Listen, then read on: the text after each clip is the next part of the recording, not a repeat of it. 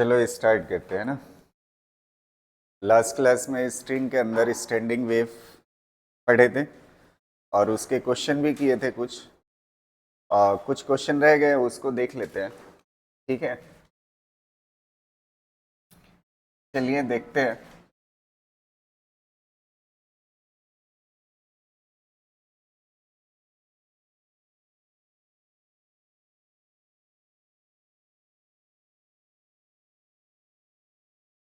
ये वाला क्वेश्चन देखिएगा ना। A wire of length 2L, एक वायर है जिसकी लेंथ कितनी है 2L, is made by joining two wires A and B of the same length but different radii R and 2R. ठीक है, and made of same material. Material कैसा use हुआ है? Same. Made of same material, it is vibrating eight A frequency such that joint of the two wires forms a node ना। ये अच्छा question है। ये देखिए इस तरह से, ये हो गया आपका एक वायर और यहां से एक दूसरा वायर है। ठीक है, इसकी रेडियस कितना है? इसकी रेडियस 2R और इसकी रेडियस कितना है? R है, और दोनों एंड पे क्या है? फिक्स्ड है ना। अच्छा, टोटल लेंथ कितना है? 2L। तो एक की लेंथ कितना होगी? L, और कितना होगी? L ना।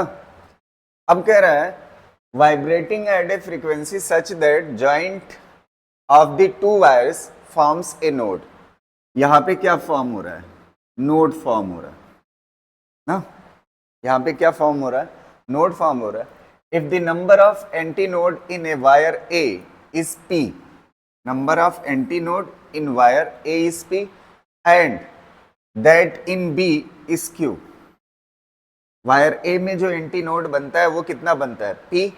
और वायर इसमें जो 2R वाला है, इसमें जो एंटी नोड बनता है वो कितना बनता है? Q। तो कह रहा है रेशियो बताइए, P रेशियो Q बताना है। आप समझ आ रहे? तो सबसे पहले कल एक बात बताई थी, अगर आपको याद हो, ये जो नंबर ऑफ एंटी नोड है वो नंबर ऑफ हार्मोनिक के बराबर होता है। नंबर ऑफ एंटी नोड जो होता है वो नंबर ऑफ हार्मोनिक के बराबर होता है। तो यहां पे जो नंबर ऑफ हार्मोनिक होगा, दो वायर है ना, इस वाले वायर में नंबर ऑफ हार्मोनिक अलग होगा और इस वाले वायर में नंबर ऑफ हार्मोनिक अलग होगा। इस क्वेश्चन को सॉल्व करने के लिए एक हमें हिंट मिल रही है। एक वायर मतलब अगर ये दोनों जुड़े हुए हैं तो फ्रीक्वेंसी एक ऐसी चीज है जो मीडियम बदलने पे चेंज नहीं होती है। तो इसका मतलब जो फ्रीक्वेंसी इस वायर में होगी वही फ्रीक्वेंसी इस वायर में होगी। तो फ्रीक्वेंसी F1 बराबर होगी किसके? F2 के। इसको 1 मान लीजिए, इसको क्या मान लीजिए? 2 ना। फ्रीक्वेंसी बराबर हो गई। अच्छा, मान लेते हैं यहां पे nth हार्मोनिक है। कितना है? तो अगर nth हार्मोनिक मानते हैं तो इसमें N1 होगा, इसमें कितना होगा?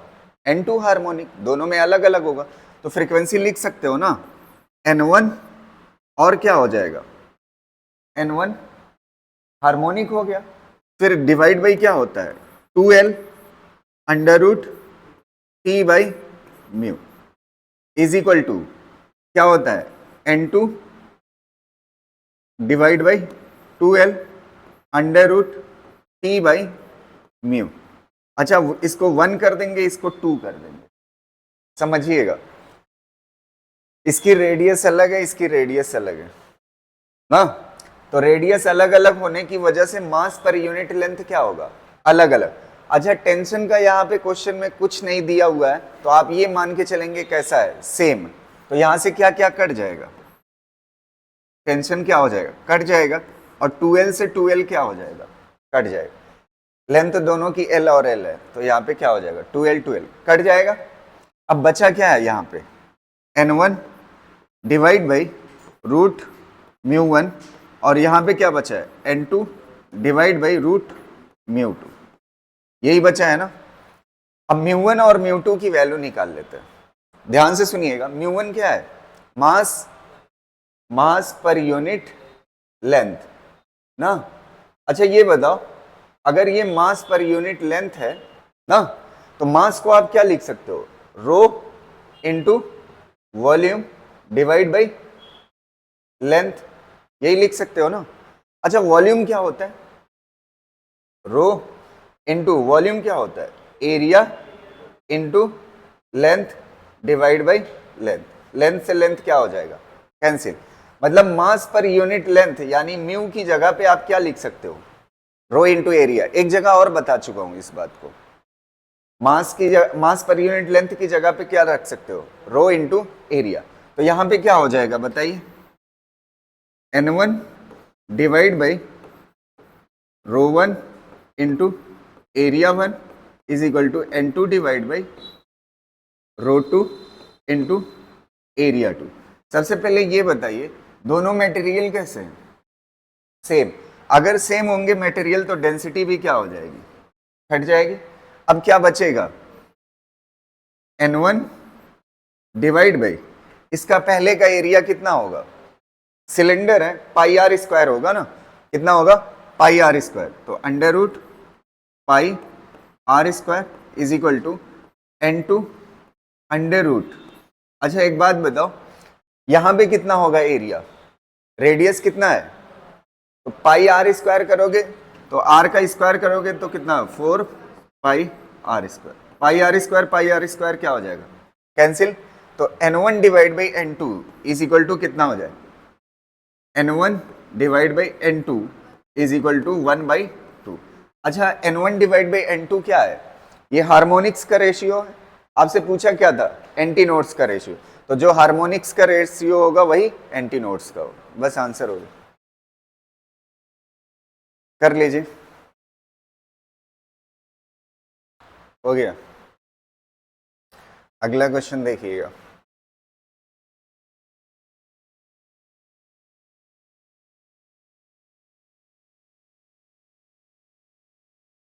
ये वाला क्वेश्चन देखिए, a uniform string is vibrating with a fundamental frequency. एक यूनिफॉर्म स्ट्रिंग है जो वाइब्रेट कर रही है किसमें, अपने फंडामेंटल फ्रीक्वेंसी एफ में।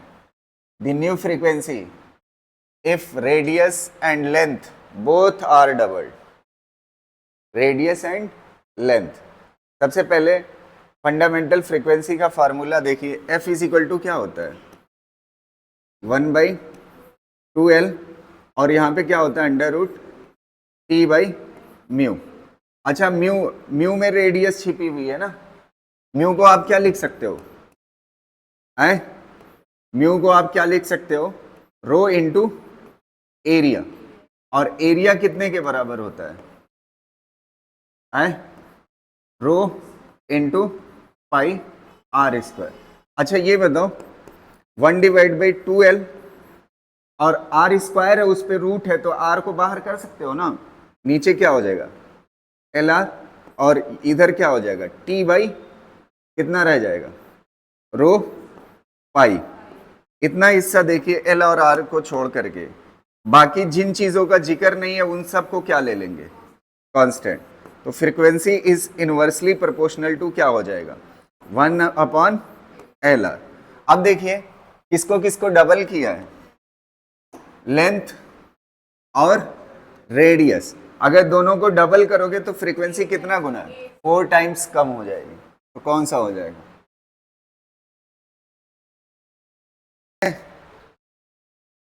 नेक्स्ट क्वेश्चन करें।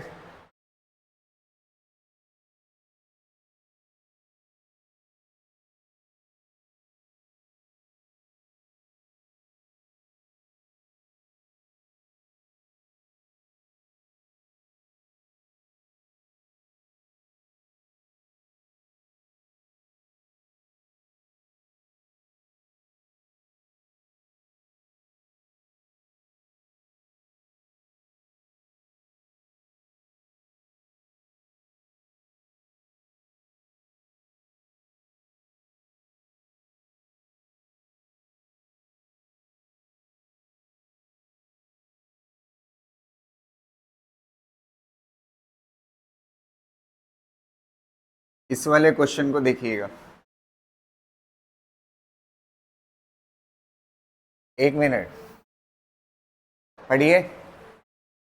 Speed of transverse wave in stretch string is 700 centimetre पर सेकेंड। स्पीड दे रखी है 700 सेंटीमीटर पर सेकेंड को किस में बदल लीजिए, मीटर पर सेकेंड में, तो कितना हो जाएगा 7 मीटर पर सेकेंड।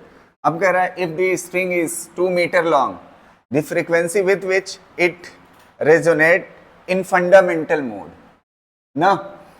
अच्छा यहाँ पे if the string is 2 metre long, कहीं पे दिया नहीं है कि एक एंड ओपन है और एक एंड क्लोज है, दोनों एंड फिक्स्ड मान के सॉल्व करेंगे इसको।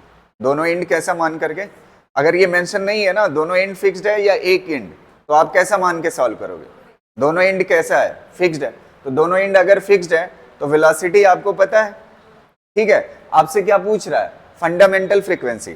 Fundamental frequency is equal to क्या होता है, v/2l, यही होता है ना। v की वैल्यू √t/μ होती है, यही तो है। v की वैल्यू कितना है 7 और लेंथ कितना है 2 मीटर, तो कितना हो जाएगा 7/4, आंसर हो जाएगा। बस हो गया, यहां तक क्लियर है ना। ओए ये हो गया ना। एक बात थ्योरेटिकल लिखिएगा नोट्स में, देखिएगा। अगर क्रेस्ट दो वेव्स हैं ना, ये वाला चीज क्या कहलाता है क्रेस्ट, क्या कहलाता है क्रेस्ट। ये इधर चल रही है और एक वेव इधर से आ रही है ना, एक वेव इधर से आ रही है, ये क्या कहलाएगा क्रेस्ट ना। तो जब क्रेस्ट से क्रेस्ट मिलेगा ना, तो क्रेस्ट से क्रेस्ट मिलने पे एम्पलीट्यूड क्या हो जाता है मैक्सिमम, और एम्पलीट्यूड जब मैक्सिमम हो जाता है उस वक्त जो एनर्जी होती है स्टैंडिंग वेव के पास, वो पूरी एनर्जी जो होती है वो पोटेंशियल एनर्जी होती है। कौन सी एनर्जी होती है, पोटेंशियल एनर्जी। अच्छा जब क्रेस्ट से क्या मिलता है, ये अगर ये वेव आ रही है ना ऐसे, और इसका ये वाली चीज क्या है ट्रफ है, तो जब क्रेस्ट से ट्रफ मिलता है ना, जब क्रेस्ट से क्या मिलता है ट्रफ मिलता है, तो इसका एम्पलीट्यूड क्या हो जाता है कैंसिल हो जाता है, नेट एम्पलीट्यूड क्या हो जाता है जीरो, उसको क्या बोलते हैं नोड। और उसके पास जो टोटल एनर्जी स्टोर्ड होती है उस वक्त वो काइनेटिक एनर्जी के फॉर्म में होती है, इसके फॉर्म में काइनेट। अच्छा एम्पलीट्यूड मैक्सिमम कब होता है, जब एंटी नोड होता है, तो एंटी नोड की कंडीशन में पूरी एनर्जी किस फॉर्म में होती है पोटेंशियल एनर्जी, और नोड के कंडीशन में किस में होती है काइनेटिक एनर्जी। लिख लीजिए ये स्टार मार्क करके, ठीक है।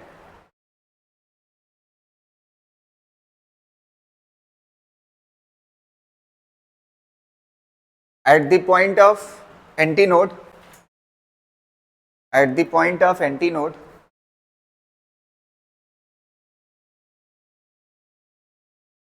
at the point of antinode, total energy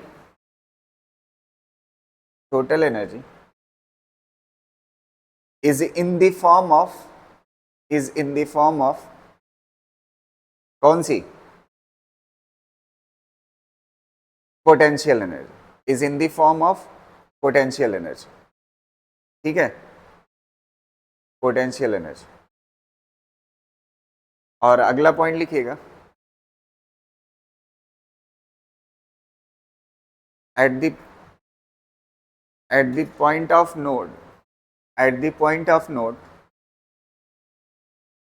total energy is in the form of, total energy is in the form of kinetic energy. याद रहेगा ना, नोड कहां पे होता है जहां पे क्रस्ट से ट्रफ मिलता है स्टैंडिंग वेव में, और एंटी नोड कहां पे होता है जहां पे क्रस्ट से क्रेस्ट मिलता है।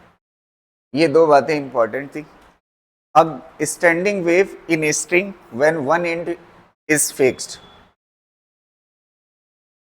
स्टैंडिंग वेव, स्टैंडिंग वेव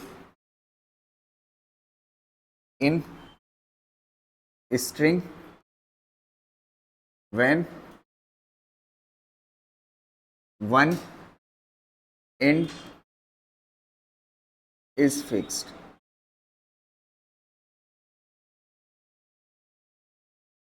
एक एंड कैसा हो?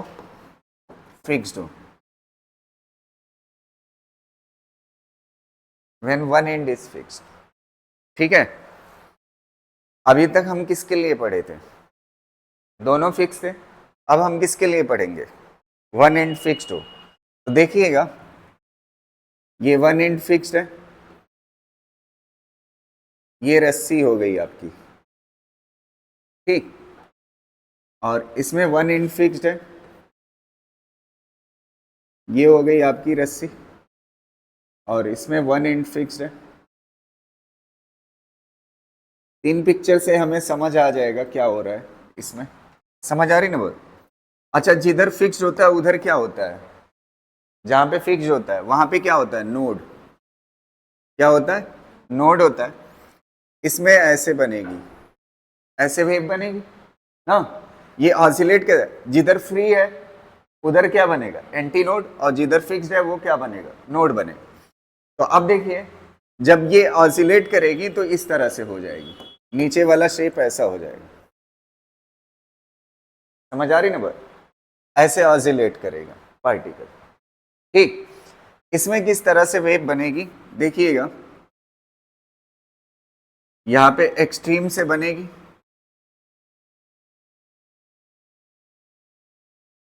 ऐसे। समझ आ रही ना बात? अच्छा, जब ये ऑसिलेट करेगी, ये नीचे आएगा तो ये वाला हिस्सा ऊपर जाएगा, तो ये कैसी बनेगी? इस तरह से ना। इसमें क्या होगा? इसमें ऐसे, ये फ्री एंड है, यहाँ पे क्या बनना है? एक्सट्रीम पे क्या, वो फिक्स्ड एंड पे क्या बनता है? नोड बनता है। तो ये कैसे बनेगा? ऐसे। समझ आ रही ना बात? ये ऐसे ऑसिलेट करेगा, ये ऊपर जाएगा तो ये नीचे है। इसका जब बनाएंगे ऐसे बन जाएगा। समझ आ रही ना बात? अब देखिएगा, स्ट्रिंग की लेंथ कितना मान लेते हैं इस केस में? एल के बराबर है, ठीक है। सबसे पहले यहाँ पे बताइएगा, मुझे जवाब दीजिएगा, ये एंटी नोड है और ये क्या है? नोड है। एक एंटी नोड और नोड के बीच की दूरी कितने के बराबर होते हैं? लेमडा बाई 4 के बराबर। कितने के बराबर? तो एल कितने के बराबर है? लेमडा बाई 4 के। अच्छा, ये बताओ, v इज इक्वल टू क्या पढ़े हो आप? Lambda into F.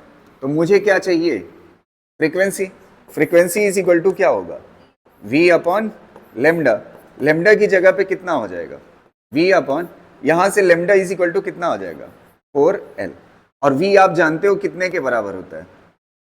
v आप पहले से ऑलरेडी जानते हो, f इज इक्वल टू क्या हो जाएगा? v की जगह 1/4l under root t by mu. ये हो जाएगी फंडामेंटल फ्रीक्वेंसी। फंडामेंटल फ्रीक्वेंसी बोलिए, या दूसरा नाम आप क्या ले सकते हैं? First harmonic. क्या बोल सकते हो? फर्स्ट हार्मोनिक ना। अच्छा, फर्स्ट हार्मोनिक को आप क्या बोल सकते हो? Fundamental tone. इसको क्या बोल सकते हो? यहाँ पे स्पेस है, चल जाएगा। फंडामेंटल, फंडामेंटल टोन ना, दोनों बोल सकते हो। अब देखिएगा, इस वाले में थोड़ा सा बताइएगा, ये लेंथ कितने के बराबर है? ये लेंथ कितने के बराबर है? एल ना।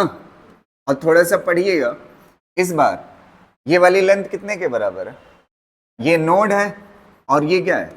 Anti node. और फिर उसके बाद ये कितना है? एंटी नोड, और ये क्या है? नोड। अच्छा, ये कितना होगा? Lambda by 4। ये कितना होगा? Lambda by 4। ये कितना होगा? Lambda by 4। तो कितना हो जाएगा? 3 लेमडा बाई 4। तो एल कितने के बराबर है? 3 लेमडा बाई 4 के बराबर। यहां तक कोई दिक्कत? अब यहां से देखिए, एफ इज इक्वल टू क्या होता है? v by lambda. तो v रहेगा और लेमडा की वैल्यू कितना होगी? 4L बाई, तो यहाँ पे 4L और डिवाइड बाई 3 लिखने से बेहतर है कहाँ लिख लीजिए ऊपर, ये कितना है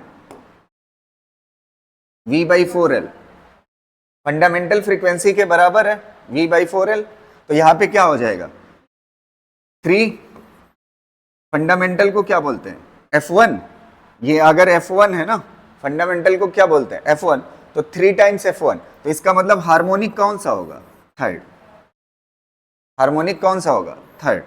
अच्छा एक चीज अब उससे कंपेयर करिए जिसमें 2 एंड फिक्स थे, जिसमें 2 एंड फिक्स थे उसमें V बाई 2L आई थी फंडामेंटल, इसमें कितना आता है V बाई 4L, और दूसरी बात फर्स्ट हार्मोनिक के बाद सेकंड हार्मोनिक आया था, इसमें फर्स्ट हार्मोनिक के बाद सीधा थर्ड हार्मोनिक आता है ना, और जो थर्ड हार्मोनिक होगा इसका नाम क्या होगा थर्ड हार्मोनिक या फिर हार्मोनिक।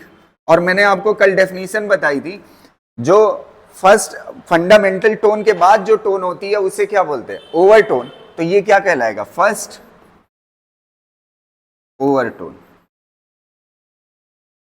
ना, उसमें फर्स्ट ओवरटोन मतलब क्या होता था सेकंड हार्मोनिक, इसमें फर्स्ट ओवरटोन मतलब थर्ड हार्मोनिक है, समझ आया। एक और देख लीजिए ये वाला, यहां से यहां तक L होता है और ये कितने के बराबर है बताइए, ये anti node node anti node anti node node anti node node ना, तो एक एंटी नोड से लेकर के नोड के बीच की दूरी कितना lambda by 4 lambda by 4 lambda by 4 lambda by 4 lambda by 4, कितनी बार है 5 बार, तो कितना हो जाएगा L is equal to 5 lambda by 4, तो यहां से फ्रीक्वेंसी निकालोगे F इज इक्वल टू कितना हो जाएगा V बाई लेमडा, लेमडा की वैल्यू कितना है बताइए 4L डिवाइड बाई 5 लिखने से बेहतर है यहां लिख लीजिए, ये कितने के बराबर है F1 के, तो ये कितना हो जाएगा 5 टाइम्स ऑफ F1, तो ये क्या कहलाएगा फिफ्थ हार्मोनिक, और फिफ्थ हार्मोनिक बोलिए या फिर क्या बोलिए second overtone, fifth harmonic harmonic या फिर second overtone, second overtone, clear रहेगा ना, कोई दिक्कत कर लीजिए इसको। तो इससे पता चलता है one and close other and open के कॉन्सेप्ट में इवन हार्मोनिक नहीं आता, सिर्फ कौन सा हार्मोनिक आता है ऑड हार्मोनिक, ठीक है, उसमें क्या होता था जिसमें दोनों एंड फिक्स था, इवन भी था और ऑड भी था, ठीक है।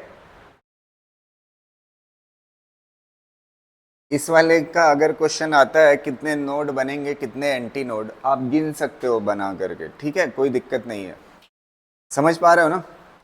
चलो नहीं तो फार्मूले का बोझ बहुत ज्यादा हो जाएगा, अब जनरल फार्मूला बना लेते हैं, ठीक है, इसका जनरल फार्मूला देखते हैं, देखना ध्यान से, general formula, general formula, general formula इसका क्या होगा Fn is equal to 2n plus 1, ठीक है, टाइम्स F1, F1 क्या है फंडामेंटल फ्रीक्वेंसी, यहां पे समझना, एक मिनट रुक जाओ, n मतलब होता है, अच्छा इससे पहले वाले में जब दोनों एंड क्लोज था तो n मतलब क्या होता था हार्मोनिक, यहां पे n का मतलब है ओवरटोन, यहां पे n का मतलब क्या है ओवरटोन।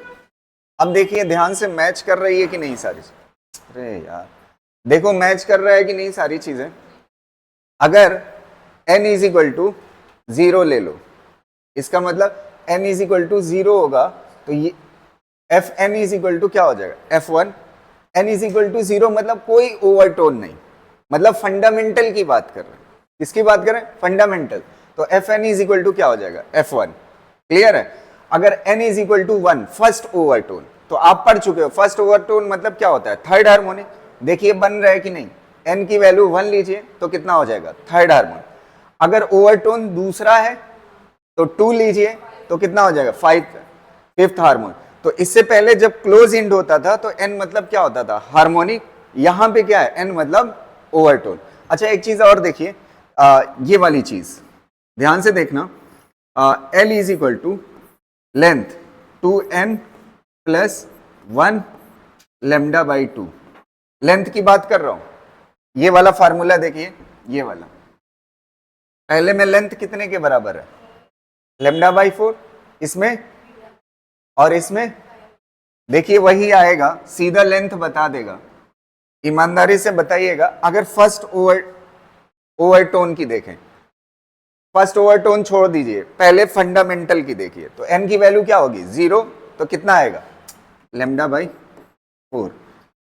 कितना आएगा, n की वैल्यू कितना है, 0, फंडामेंटल की बात कर रहे हैं ना, तो कितना आएगा, लेमडा बाई 4। अगर n की वैल्यू फर्स्ट ओवरटोन ले रहे हो तो कितना हो जाएगा, 3 लेमडा बाई 4, यही आ रही थी ना। और अगर n की वैल्यू 2 लोगे तो 5 लेमडा। मतलब ये दो फार्मूले आपको याद रहने चाहिए, जरूरत पड़ेगी क्वेश्चन में। समझ आ रही ना बात?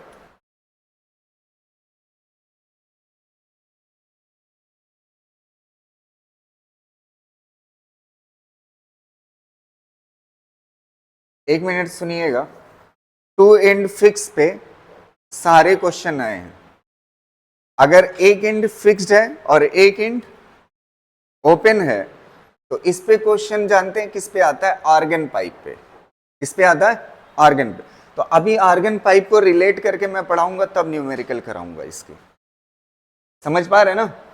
आर्गन पाइप जो है ना, ये जो दो क्लोज पढ़े हो ना, वो एक तरह की आर्गन पाइप हो जाएगी, और जिसमें एक एंड फिक्स है और एक एंड ओपन है वो दूसरी तरह की आर्गन पाइप हो जाएगी। दोनों का फार्मूला सेम है, दोनों का तरीका सेम है, बस फर्क क्या है, ये जो स्ट्रिंग के अंदर पढ़ रहे हैं ये ट्रांसवर्स वेव है, और जो आर्गन पाइप होती है उसमें साउंड वेव होती है। तो इसमें क्या है, ट्रांसवर्स वेव, और इसमें क्या है, लॉन्गिट्यूड। तो अभी तक जो स्ट्रिंग के अंदर पढ़ रहे थे वो हम कौन सी बात कर रहे थे, ट्रांसवर्स की बात कर रहे थे। तो अब एक चीज आपको पहले मैं पढ़ा देता हूं, सोनोमीटर। सोनोमीटर क्या है, अच्छा अभी तक हमने क्या पढ़ा है, स्ट्रिंग के अंदर वेव की स्पीड। क्या पढ़ा है, स्ट्रिंग के अंदर वेव की स्पीड। तो स्ट्रिंग के अंदर जो वेव की स्पीड होती है उसके लिए सारे कॉन्सेप्ट हमने पढ़ लिए ना। और स्ट्रिंग के अंदर जो वेव होती है वो ट्रांसवर्सल होती है। तो अगर इसको मेजर करने का कोई एक्सपेरिमेंट हो तो ये वाला सोनोमीटर इस साल इसलिए ज्यादा इंपॉर्टेंट है क्योंकि आपके शायद प्रैक्टिकल में भी है, जो उसमें लास्ट में प्रैक्टिकल ऐड है ना सिलेबस में, उसमें सोनोमीटर है शायद। ठीक है, तो सोनोमीटर इसलिए ज्यादा इंपॉर्टेंट हो जाता है, तो ध्यान से सुनिएगा। ठीक है, सोनोमीटर एक डिवाइस है जो स्ट्रिंग के अंदर वेलोसिटी मेजर करती है। क्या बताती है, स्ट्रिंग के अंदर वेलोसिटी। इसका प्रैक्टिकल देखते हैं क्या होता है, बहुत ही सिंपल सा है, ध्यान से सुनिएगा। अच्छा, सोनोमीटर पे जाने से पहले एक चीज हम समझ लेते हैं, ट्यूनिंग फॉर्क, फिर उसके बाद सोनोमीटर पे जाते हैं। ट्यूनिंग फॉर्क ना, ट्यूनिंग फॉर्क क्या होता है ये समझते हैं। एक इस तरह का यू शेप की चीज होती है, यू शेप की, समझ आ रही ना बात, यू शेप की चीज होती है। अब देखिएगा यू शेप का होता है, ठीक है। ये वाला हिस्सा जो है ना, जब किसी लेदर का कोई चीज होता है उस पे जब ऐसे टच करते हैं ना तो इसमें फ्रीक्वेंसी आ जाती है। क्या आ जाती है, फ्रीक्वेंसी आ जाती है। तो इसे क्या बोलते हैं, ट्यूनिंग फॉर्क। अभी समझ आएगा इसका मकसद क्या है, यूज क्या है, समझ आए। तो ट्यूनिंग फॉर्क के अंदर क्या होती है, फ्रीक्वेंसी। फ्रीक्वेंसी डेवलप कैसे होती है, जब किसी लेदर या किसी चीज पे जब मारते हैं तो इसके अंदर क्या आ जाती है, फ्रीक्वेंसी आ जाती है, जिसकी वजह से ये लगातार क्या करता है, वाइब्रेट करता है। इसका एक सबसे इंपॉर्टेंट चीज है, ये क्वेश्चन आप पढ़िए, इसमें क्या कर रहा है, when temperature increases the frequency of tuning fork. तो सबसे पहली बात मैं बताऊं, फ्रीक्वेंसी जो ट्यूनिंग फॉर्क की होती है, ये बात रट मारिएगा क्योंकि इसका बड़ा लंबा डेरिवेशन है और बहुत ज्यादा काम का नहीं है, बस इस क्वेश्चन को समझने के लिए ये चीज मैं बता रहा हूं। फ्रीक्वेंसी जो होती है वो डायरेक्टली प्रोपोर्शनल होती है किसके, लेंथ के स्क्वायर के ना। और ट्यूनिंग फॉर्क की लेंथ क्या होती है, ये वाली चीज होती है। ये वाली चीज क्या कहलाती है, लेंथ कहलाती है ना। लेंथ के इनवर्सली प्रोपोर्शनल होती है फ्रीक्वेंसी। अगर लेंथ बढ़ेगी तो फ्रीक्वेंसी कम हो जाएगी। फ्रीक्वेंसी क्या हो जाएगी? कम हो जाए। तो ट्यूनिंग फॉर्क का इतना कॉन्सेप्ट याद रखना है। और एक बात याद रखना है, ट्यूनिंग फॉर्क को जब किसी चीज से मारेंगे ना तो इसके अंदर क्या बन जाती है? फ्रीक्वेंसी। तो ये वाइब्रेटर बन जाता है। क्या बन जाता है? वाइब्रेटर। बस यहां तक क्लियर है? अब देखिए, ट्यूनिंग फॉर्क का अगर आप टेम्परेचर इंक्रीज करते हैं तो आप थर्मल एक्सपेंशन पढ़ चुके हैं। अगर टेम्परेचर किसी मटेरियल का इंक्रीज करते हो तो लेंथ क्या हो जाती है? बढ़ जाती है। लेंथ बढ़ेगी तो फ्रीक्वेंसी कम हो जाएगी। कौन सा ऑप्शन हो जाएगा? ए वाला। बस हो गया आंसर। समझ गए ना? टेम्परेचर बढ़ाओगे तो लेंथ ट्यूनिंग फॉर्क की क्या हो जाएगी? बढ़ जाएगी। लेंथ बढ़ जाएगी तो फ्रीक्वेंसी डिक्रीज कर जाएगी। इसको कर लीजिए।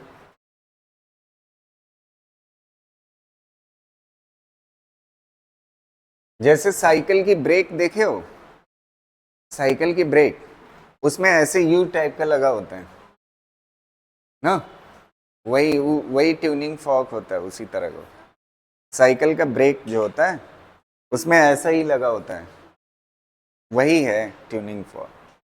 उसी तरह से होता है। ठीक हो गया। हेडिंग डालिए सोनोमीटर। सोनोमीटर, इसका काम क्या होता है? To major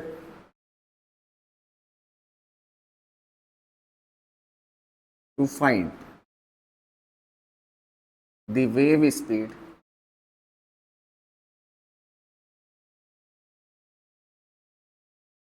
in the string। String के अंदर क्या पता करते हैं? Wave speed. समझ आ रही ना बात? देखिए ये सेटअप कैसा होता है। ठीक, ये फिक्स्ड एंड है, यहां पे लगी हुई है पुली। ठीक, यहां पे एक वेट लटक रहा है, वेट। ठीक है, ध्यान से देखिएगा। इसमें एक स्टॉपर लगा हुआ है ना, समझ आ रहे ना? इस तरह से। और एक और लगा हुआ है यहां पे। समझ आ रही ना? ध्यान से सुनिएगा। ये पूरी तरह से यहां से वेट लटका दिया है, ये पूरी तरह से टाइट है। अब ये ट्यूनिंग फॉर्क लेंगे। ट्यूनिंग फॉर्क, ट्यूनिंग फॉर्क के अंदर क्या होती है? ये क्या ऐसे ट्यूनिंग फॉर्क ले लेंगे। ठीक है, ये क्या कर रहा है? वाइब्रेट कर रहा है। इसके पास क्या है? फ्रीक्वेंसी है। जब इसके करीब ऐसे लाओगे ना, इसके करीब लाओगे तो इसकी फ्रीक्वेंसी जब इस वायर की फ्रीक्वेंसी से मैच कर जाएगी तो इसके अंदर स्टैंडिंग वेव बन जाएगी। क्या बन जाएगी? स्टैंडिंग। तो देखो इसके करीब इसको लगा रखा है। अब इस वाले को, ये वाला फिक्स्ड है, ये वाला सपोर्ट क्या है? रुक जाओ बे, ये वाला सपोर्ट फिक्स्ड है, ये वाला क्या कर रहे हैं? चला रहे हैं, आगे पीछे चला रहे हैं। तो आगे पीछे जब चला रहे हैं तो मुझे दिखता है कि एक पर्टिकुलर पोजीशन पे इसके अंदर स्टैंडिंग वेव बन जाती है। तो ये प्रैक्टिकल हम कर रहे हैं, तो इसके अंदर स्टैंडिंग वेव ऐसे बनती है ना। तो ऐसे बनी तो ये कौन सी हो गई? अच्छा, जब ये नीचे आएगा तो ये किधर जाएगा? ऊपर। तो इस तरह से स्टैंडिंग वेव बन गई। और ये डबल हार्मोनिक। अच्छा, दोनों एंड क्या कहलाएगा? फिक्स्ड कहलाएगा। अच्छा, ये यहीं पे है ना ट्यूनिंग फॉर्क। अब इसको और स्लाइड करा रहे हैं, स्लाइड कराते जा रहे हैं। ये इसकी, ये क्या है? फिक्स्ड। ये क्या है? फिक्स्ड। और ये वाली कौन सी पोजीशन है? फर्स्ट। अब इसको थोड़ा सा स्लाइड करा रहे हैं तो यहां पे क्या है? इसकी सेकंड पोजीशन। कौन सी है? Second position. अब यहां पे जब पहुंचता है तो देखते हैं एक और हार्मोनिक बन जाता है। फिर इसके अंदर क्या बनती है? Standing wave. और यहां पे क्या बन जाता है? Third harmonic. क्या बन जाता है? Third harmonic. नहीं समझ आई बात? पहले यहां पे क्या बना? Second harmonic. मतलब यहां पे तो ये सेट है फ्रीक्वेंसी इसकी, इसकी वजह से इसके अंदर क्या बनेगी जब फ्रीक्वेंसी मैच कर जाएगी? Standing wave. तो पहले कितने की बनी? 2 हार्मोनिक की। फिर उसके बाद इसको क्या कर दिया? आगे बढ़ा दिया, तो हर जगह नहीं बनेगी स्टैंडिंग वेव। जब आगे बढ़ाएंगे, जब इस पर्टिकुलर पोजीशन पे पहुंचेगा ना, तो अपने आप की ये क्या बना देगा, स्टैंडिंग वेव। तो हमने देखा इसमें थर्ड हार्मोनिक बन रही है। कितनी बन रही? Third harmonic. तो एक बात बताओ, ये क्या चीज है बताइए, ये वाली पोजीशन क्या कहलाएगी? थोड़ा सा मुझे जवाब दीजिएगा। यहां से यहां तक L1 कहलाएगी। क्या कहलाएगी? L1।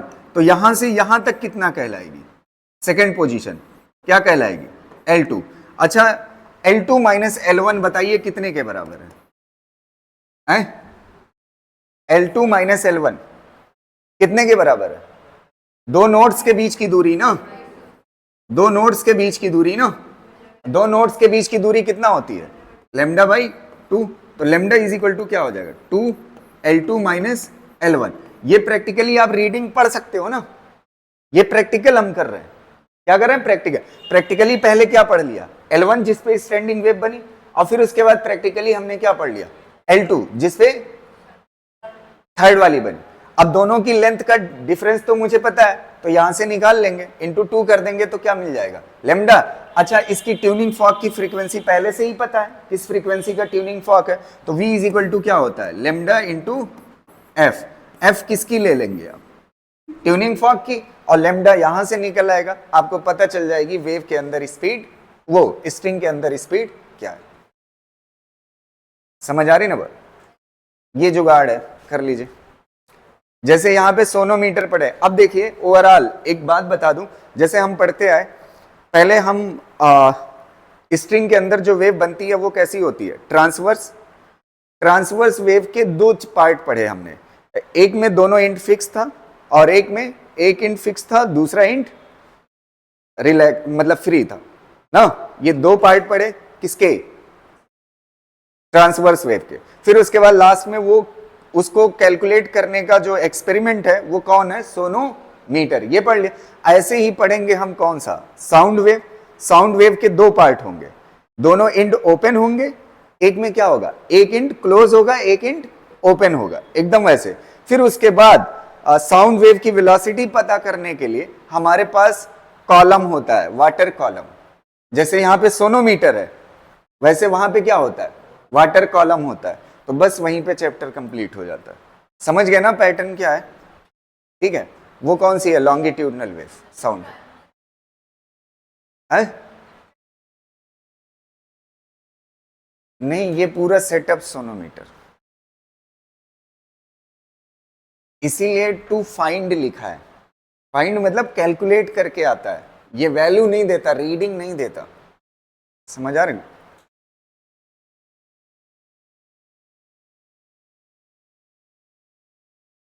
चलो, तो सोनोमीटर क्लियर है ना? एक मिनट, सोनोमीटर क्लियर है ना?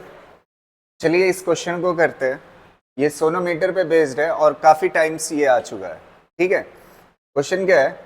If N1, N2 and N3 are fundamental frequencies of three segments into which a string is divided। एक स्ट्रिंग है सोनोमीटर,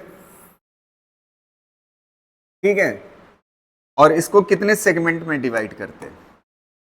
तीन सेगमेंट में, एक दो तीन सेगमेंट में डिवाइड कर दिया। तीन सेगमेंट में डिवाइड किया। अब अगर इसको ये फंडामेंटल, इसकी फंडामेंटल फ्रीक्वेंसी एक सेगमेंट की कितनी है? N1। इसकी कितनी है? N2 fundamental frequency.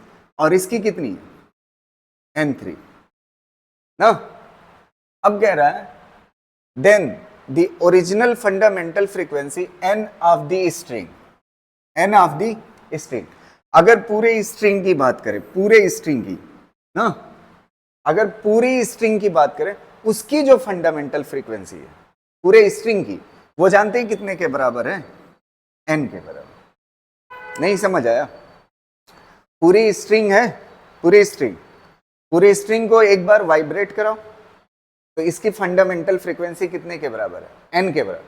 अगर एक एक टुकड़े को कराते हो, इस टुकड़े का कितना है? N1। इस टुकड़े की फंडामेंटल फ्रीक्वेंसी कितना है? N2। और इस टुकड़े की कितना है? N3। अच्छा ये बताओ, ये टोटल लेंथ कितने के बराबर हो?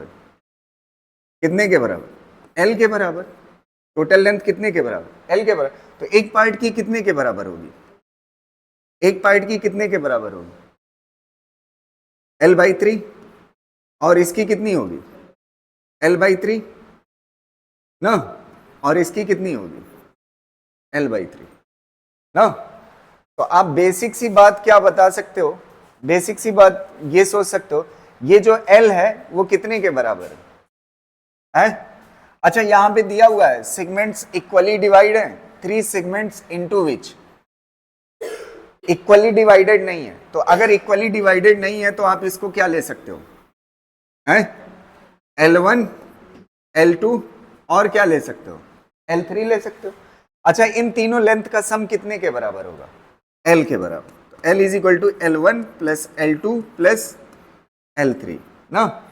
अच्छा एक बात बताओ, वायर है ना, वायर में फ्रीक्वेंसी लेंथ के कैसी होती है, फ्रीक्वेंसी इनवर्सली ना, लेंथ के कैसी होती है, इनवर्सली। तो यहां से कह सकते हो length is inversely proportional to frequency. तो इस L1 की जगह पे क्या, ये फ्रीक्वेंसी कितना रखता है, N1। तो यहां पे कितना हो जाएगा, 1 डिवाइड बाई N1। और यहां पे क्या हो जाएगा, 1 डिवाइड बाई N2। यहां पे क्या हो जाएगा, 1 डिवाइड बाई N3। और यहां पे क्या हो जाएगा, L की जगह पे 1 डिवाइड बाई N। कौन सा सही हो जाएगा, कौन सा सही, ये वाला। समझ आ रही ना वो, करिए इसको, लिखिए। आप लोग को मैं बता देता हूं क्या है ये, ठीक है। सोनोमीटर का क्वेश्चन है, कह रहा है एक वायर था L लेंथ का, ठीक है, उसको 3 सेगमेंट में डिवाइड कर देते हैं। अब ये नहीं दिया हुआ है कि इक्वल करना है या फ्रीक्वेंसी अलग अलग है तो अलग अलग ही डिवाइड किया हो ना, फ्रीक्वेंसी अलग अलग है तो अलग अलग ही डिवाइड किया। तो एक की लेंथ कितना है L1 और एक की लेंथ कितना है L2, एक की लेंथ कितना है L3। इसकी फ्रीक्वेंसी दे रखी है N1 N2 N3 ना, फ्रीक्वेंसी दे रखी है। अब कह रहा है जब, ध्यान से सुनना, जब L लेंथ का वायर को कोई मोड नहीं बनाते हो, L लेंथ के वायर को इकट्ठा ऐसे प्लग करके क्या कराते हो, स्टैंडिंग वेव बनाते हो, तो इसकी जो फंडामेंटल फ्रीक्वेंसी है वो N के बराबर, कितने के बराबर। अब इस पूरे वायर के 3 टुकड़े करिए, L1 L2 L3। एक की जो फंडामेंटल फ्रीक्वेंसी है वो कितना है N1, दूसरे की कितना है N2, तीसरे की कितना है N3। अब मैं यहां से एक बात कह सकता हूं, L बराबर है किसके, L1 plus L2 plus L3 की, इसमें तो कोई डाउट नहीं। अब मुझे यहां से पता है फ्रीक्वेंसी इनवर्सली प्रोपोर्शनल होती है किसके, लेंथ के, तो length inversely proportional to frequency. तो इसकी जगह पे रिप्लेस कर सकते हो, नहीं, F is equal to 1/2L होता है ना।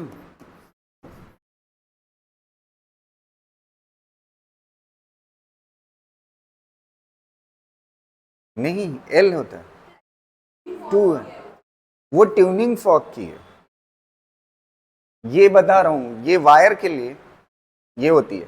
तो इनवर्सली प्रोपोर्शनल है, बस यहाँ पे पुट कर दिया आ गया।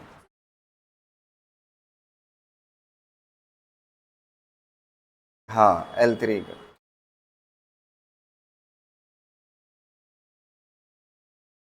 ठीक है ना। सोनोमीटर पे नेक्स्ट क्वेश्चन, ये वाला देखिए,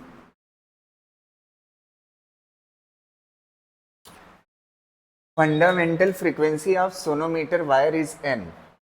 फंडामेंटल फ्रीक्वेंसी, अच्छा सोनोमीटर वायर जो होता है वो कैसा माना जाता है, fixed at both and. 2 stopper लगे थे ना, तो फिक्स्ड एट बोथ एंड माना जाता है। फिक्स्ड एट बोथ एंड पे फ्रीक्वेंसी V/2L होती है, और एक एंड पे फिक्स्ड होता है तो F/V/4L होती है। हाँ फ्री वाले में 4L होती है। तो fundamental frequency of sonometer wire is N if length tension और क्या चीज, diameter of wire are tripled. अच्छा वायर की बात कर रहा है ना, तो चाहे सोनोमीटर वायर हो चाहे जो वायर हो, फार्मूला क्या होगा फ्रीक्वेंसी का, V/2L। सोनोमीटर है ना, फिक्स्ड होगा, V कितना होगा 2L। V की जगह पे आप क्या लिख सकते हो 1/2L और टेंशन बाई म्यू लिख सकते हो ना। यहां तक हो जाने के बाद अब अगला चीज सुनिएगा। अच्छा, म्यू में क्या छिपा हुआ है, इसको क्या कर सकते हो, टेंशन रो ए मतलब पाई आर स्क्वायर ना। अच्छा, फ्रीक्वेंसी इज इक्वल टू क्या हो जाएगा बताइए, 1/2L, आर को बाहर करिए, आर हो जाएगा, आर स्क्वायर को बाहर करोगे तो आर हो जाएगा, रूट लगा हुआ है ना, और ऊपर क्या रहेगा, under root T by rho pi. अच्छा, क्या क्या चीज डबल हुई है, ट्रिपल हुई है, क्या चीज ट्रिपल हुई है, length tension diameter. Length tension diameter इतने को छोड़ दीजिए, लेंथ टेंशन डायामीटर इतने को छोड़ दीजिए, बाकी सब क्या हो जाएगा, कांस्टेंट। तो फ्रीक्वेंसी इज इक्वल टू क्या हो जाएगा, के और कितना हो जाएगा, root T divide by L R. यहां तक क्लियर है। अब देखो फ्रीक्वेंसी को कितना किया, वो टेंशन को कितना किया, 3 गुना, तो के और कितना हो जाएगा, √3t ना, ये नई वाली फ्रीक्वेंसी आएगी। और लेंथ को कितना किया, 3L, और R को कितना किया, 3R। डायामीटर को 3 गुना करना मतलब रेडियस को 3 गुना, तो F dash is equal to कितना हो जाएगा। अच्छा ये बताओ, ये कितना हो जाएगा, के √t और कितना नीचे LR, बाहर क्या आ जाएगा, √3 डिवाइड बाई 3 इंटू 3। इतना कितने के बराबर है, F के बराबर। तो F dash is equal to क्या हो जाएगा, F। अच्छा 3 को क्या लिख सकते हो, √3, एक कट जाएगा तो कितना बचेगा, F डिवाइड बाई 3√3। इसको F को क्वेश्चन में क्या बोला है, N, तो N बाई 3√, कौन सा हो जाएगा, डी वाला से। अच्छा क्वेश्चन है ये।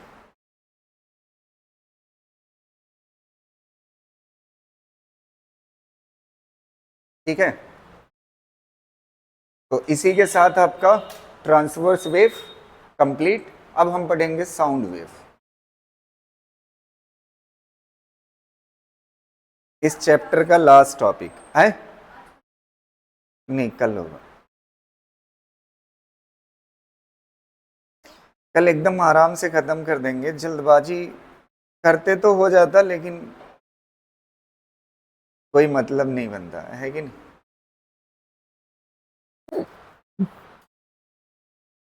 हो गया। अब हेडिंग डालिए साउंड वेव।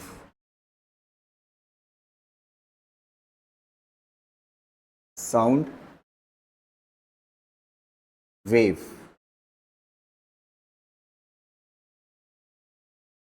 ठीक है।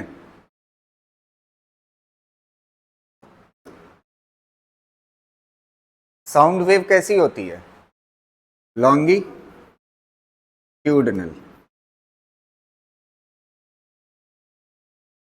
लॉन्गिट्यूडनल होती है।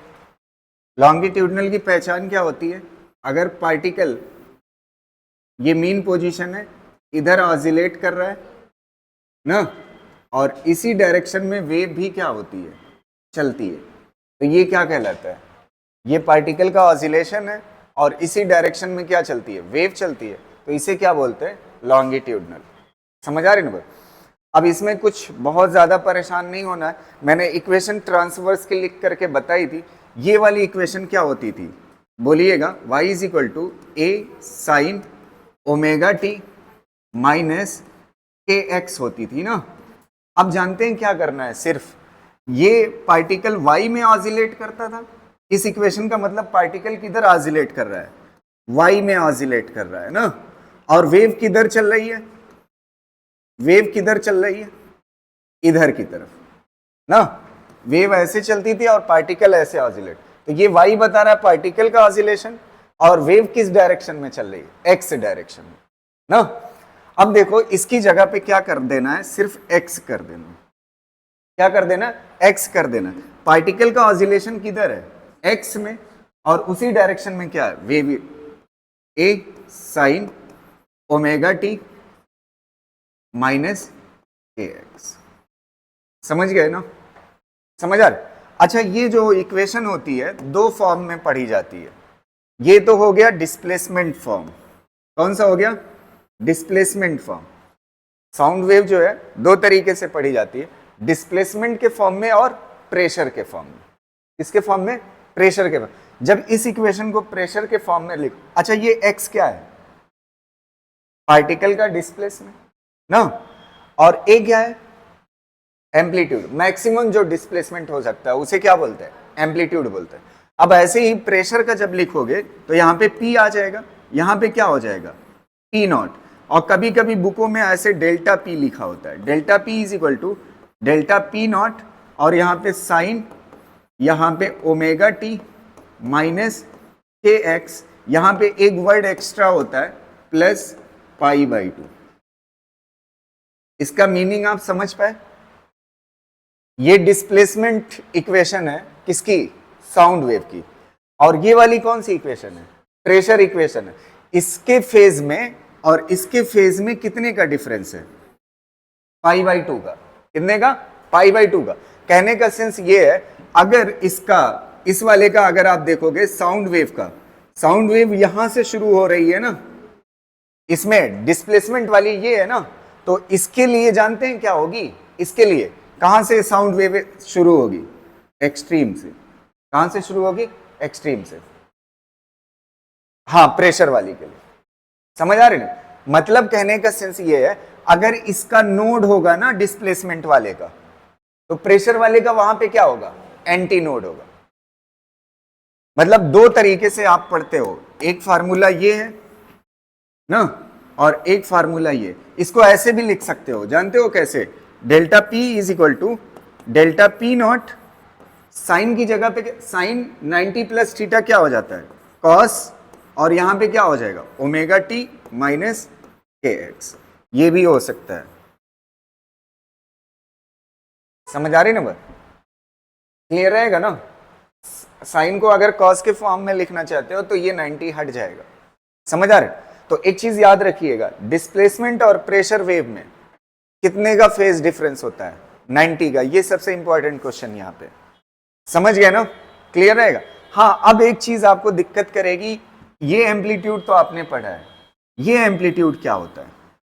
और उससे पहले, एम्पलीट्यूड समझने से पहले एक चीज हम समझते हैं, डेल्टा P नॉट क्या है और ये डेल्टा P क्या है। देखिए नॉर्मली क्या होता है, नॉर्मली एटमॉस्फेरिक प्रेशर होता है।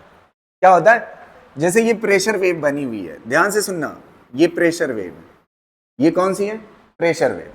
अगर ये प्रेशर वेव बनी हुई है तो ये वाली लाइन देखिएगा, ये मान लेते हैं एक्स एक्सिस है और ये कौन सी है? Y axis. ये एटमॉस्फेरिक प्रेशर है। ये जो एक्स्ट्रा है ना, ये ध्यान से सुनना, ये वाली लाइन कौन सी है? एटमॉस्फेयर। एटमॉस्फेरिक प्रेशर से कितना एक्स्ट्रा है ना, और इधर इस वाले पॉइंट को देखोगे, एटमॉस्फेरिक प्रेशर से कितना मैक्सिमम नीचे है। तो ये प्रेशर का एम्पलीट्यूड है, और ये क्या बताता है? Excess pressure. क्या बताता है? डेल्टा P नॉट या डेल्टा P क्या है? Excess pressure. एक्सेस प्रेशर का मतलब आप समझ रहे हो, एटमॉस्फेरिक प्रेशर से कितना ज्यादा या एटमॉस्फेरिक प्रेशर से कितना कम। अगर इसको निगेटिव लिखा जाता है ना, तो निगेटिव का मतलब ये एटमॉस्फेरिक प्रेशर से कितना नीचे, और अगर डेल्टा P नॉट पॉजिटिव है, इसका मतलब एटमॉस्फेरिक प्रेशर से कितना ऊपर। तो इसलिए इसको ऐसे ना लिख करके ऐसे लिख दें तो ज्यादा मुझे लगता है सही रहेगा, P नॉट, और यहां पे क्या लिख दें? P। समझ गए ना? P नॉट क्या है? एटमॉस्फेरिक से कितना एक्स्ट्रा। लिख लीजिएगा, ये P नॉट है क्या? Excess pressure. एक्सेस प्रेशर का क्या है? एम्पलीट्यूड है। क्या कह रहे हो?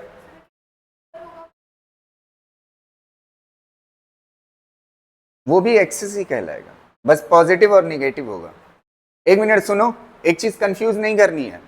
ये वाली चीज देखिए, ये यहां पे जो प्रेशर है एटमॉस्फेरिक से सबसे ज्यादा है ना, ये सबसे ज्यादा एक्सेस है।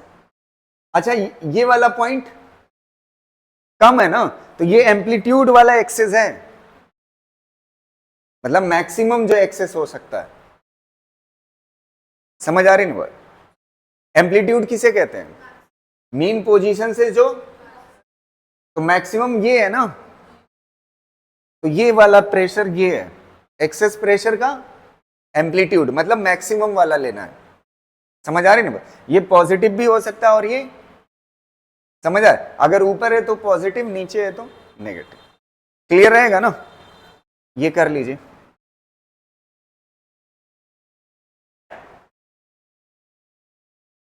डेल्टा कर दूं क्या? डेल्टा आसान है समझना,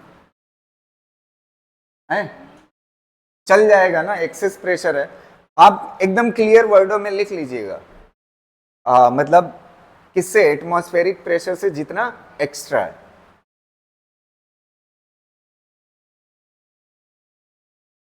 एटमॉस्फेरिक प्रेशर से मैक्सिमम जो एक्स्ट्रा हो सकता है, ठीक है, वो प्रेशर। अगर इसको P और P नॉट लिखना तो इसको भी P और P नॉट लिखना, ठीक है। ये कॉस के फॉर्म में है, ये साइन के फॉर्म। ओए, हो गया? तो एक बार मेरे साथ दोहरा लीजिए। ये P नॉट क्या होता है? Excess pressure. और एक्सेस प्रेशर, अगर ये प्रेशर वेव है, ओए एक मिनट, अगर ये प्रेशर वेव है तो ये जो होगा मैक्सिमम प्रेशर, वही ये एक्सेस प्रेशर है P नॉट। एटमॉस्फियर से कितना ज्यादा प्रेशर है तो प्लस P नॉट, और एटमॉस्फियर से कितना कम है उसे क्या बोलेंगे? Negative P not. ठीक है, चलो ये बात क्लियर रहेगी ना? इसका कोई बहुत ज्यादा लेना देना नहीं है आगे के कॉन्सेप्ट में, जहां से क्वेश्चन पूछा जाता है। बस इक्वेशन पता होनी चाहिए, और एक बात ये पता होना चाहिए, प्रेशर और डिस्प्लेसमेंट वेव में कितना का डिफरेंस होता है, फेज डिफरेंस π/2 का। अगली चीज सुनिएगा, ये इंपॉर्टेंट चीज है, P नॉट कितने के बराबर होता है? P नॉट जो होता है बीटा के और A के बराबर होता है। अच्छा, A आप जानते हो, A क्या है? एम्पलीट्यूड किसका? डिस्प्लेसमेंट वेव का। ये क्या है? एम्पलीट्यूड किसका? एम्पलीट्यूड किसका? डिस्प्लेसमेंट वेव का ना, डिस्प्लेसमेंट वेव का। अच्छा, अगली चीज बताइए, बीटा क्या है? Bulk modulus. आप पढ़ चुके हो, क्या चीज है? Bulk modulus. इलास्टिसिटी में पढ़ा है। के क्या है? Wave number. के क्या है? वेव नंबर, यही जो एक्स के साथ लगा हुआ है। समझ आ रही ना बात? तो ये P नॉट कितने के बराबर होता है? Bulk modulus, wave number, amplitude किसका? डिस्प्लेसमेंट। तो इससे पता चलता है ये प्रेशर आता किससे? प्रेशर वाली वेव इक्वेशन डिस्प्लेसमेंट वाले से आती है, डिफरेंशिएट करके आती है, उस पर परेशान नहीं होते। समझ आ रही ना बात? क्या चीज? जैसे आपने उसकी ट्रांसवर्स की लिखी थी, वैसे लॉन्गिट्यूडनल की लिख दिया। ये P नॉट है ना, एक्सेस प्रेशर अगर निकालना हो तो कैसे निकालेंगे, उसका फार्मूला होता है। ठीक है,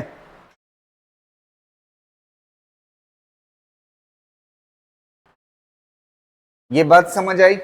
अब समझते हैं थोड़ा सा इसके बारे में, थ्योरेटिकली भी जान लेते हैं। साउंड वेव जो होती है लॉन्गिट्यूडनल होती है। जब हम बोलते हैं ना, तो साउंड कैसे एक जगह से दूसरी जगह ट्रेवल करता है। तो जब हम बोलते हैं तो क्या होता है, एयर को हम कंप्रेस कर देते हैं। कंप्रेस करने के बाद हर एक चीज इनर्शिया को फॉलो करता है। तो इनर्शिया को फॉलो करता है, तो हमने तो बोल करके इसको कंप्रेस किया, तो फिर उसके बाद ये इनर्शिया को फॉलो करेगा, अपनी फिर से ओरिजिनल पोजीशन में जाना चाहेगा। तो जब अपनी पोजीशन में जाएगा तो अगली लेयर को क्या कर देगा? कंप्रेस कर देगा। तो इसी कंप्रेशन और एक्सपेंशन से क्या होती है? आवाज हमारी आपके कान तक पहुंचती है। तो कंप्रेशन इसीलिए प्रेशर के फॉर्म में है, और जब हम बोलते हैं तो उससे पार्टिकल का क्या होता है? डिस्प्लेसमेंट होता है, इसलिए ये डिस्प्लेसमेंट के फॉर्म में है इक्वेशन। तो दो फॉर्म में होती है, डेंसिटी के भी फॉर्म में होती है, लेकिन वो आपके काम की नहीं है। समझ आ रहा? चलो, अब इसके बाद देखना, यहां तक हो जाने के बाद हेडिंग डालिए, velocity of sound wave, velocity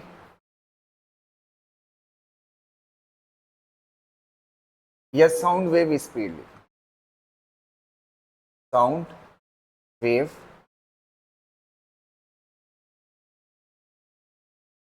at speed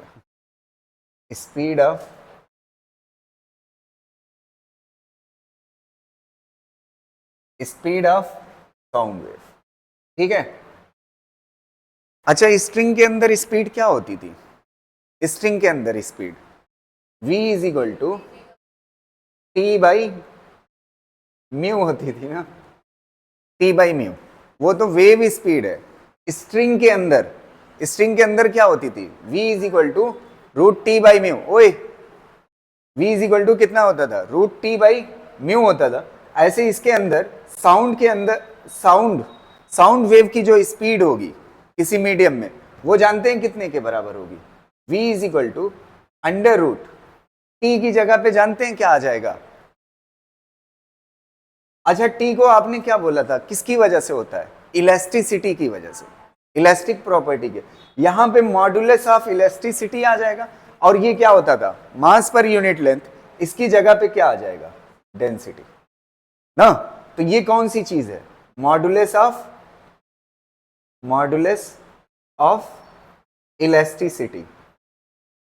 elasticity, और नीचे क्या है? डेंसिटी। क्या है? Mass density. अच्छा, मास पर यूनिट लेंथ इनर्शिया था, तो इसमें भी मास पर यूनिट लेंथ है, इनर्शियल प्रॉपर्टी है ये। समझ आ रही ना बात? क्लियर रहेगा ना?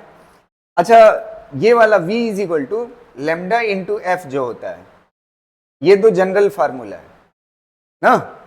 ये स्पेशली किसके लिए? इसके लिए, साउंड वेव के लिए। और ये स्पेशली किसके लिए था? स्ट्रिंग के लिए या ट्रांसवर्स वेव के लिए? तो अब तो ये पढ़ चुके हैं। हाँ, वो वेव स्पीड है। हाँ, यही है। ये जो v is equal to lambda F लिखा, ठीक है।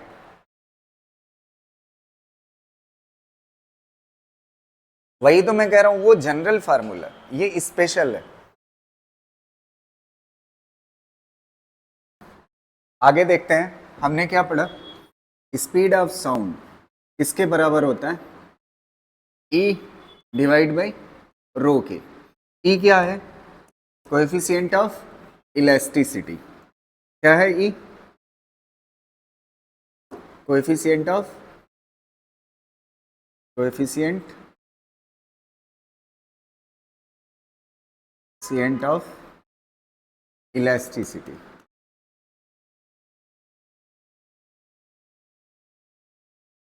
इलास्टिसिटी। ठीक।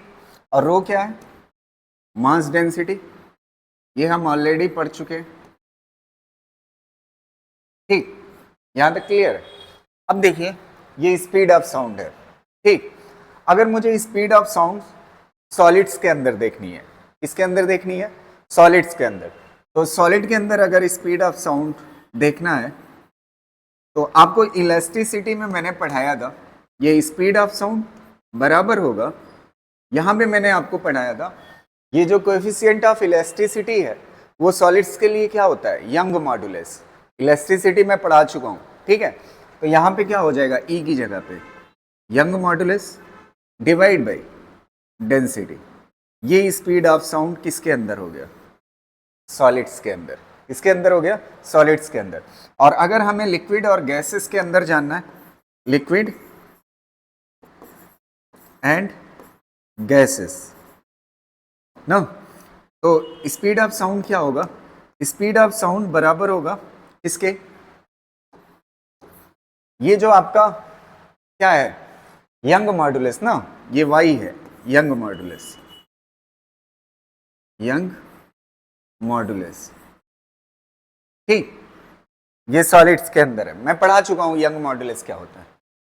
ठीक है। अगर लिक्विड एंड गैसेस के अंदर देखेंगे, तो ये जो यंग मॉडुलस है, इसकी जगह पे क्या आता है? Bulk modulus. क्या आता था? Bulk modulus.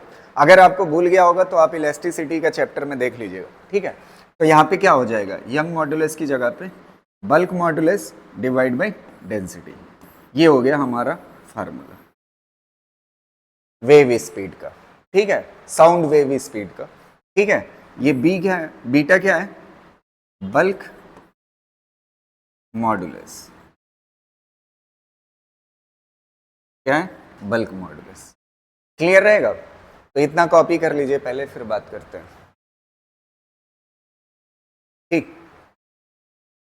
चलिए यहां तक क्लियर है? तो चलिए आइए देखते हैं नेक्स्ट पेज। इसमें क्या था आपका, ये लिक्विड और किसके लिए, गैसेस के लिए स्पीड ऑफ साउंड क्या होता है, जब आपका मीडियम क्या हो, लिक्विड हो या गैस हो, उसके थ्रू साउंड जब ट्रेवल करेगा तो उसकी स्पीड क्या होगी, v is equal to bulk modulus beta divide by rho. ये होल पे स्क्वायर रूट है, होल पे, ठीक। ये आपने पढ़ लिया। अब देखिएगा न्यूटन्स फार्मूला। अब देखेंगे हम क्या, न्यूटन्स फार्मूला। तो हेडिंग डाल लीजिए न्यूटन्स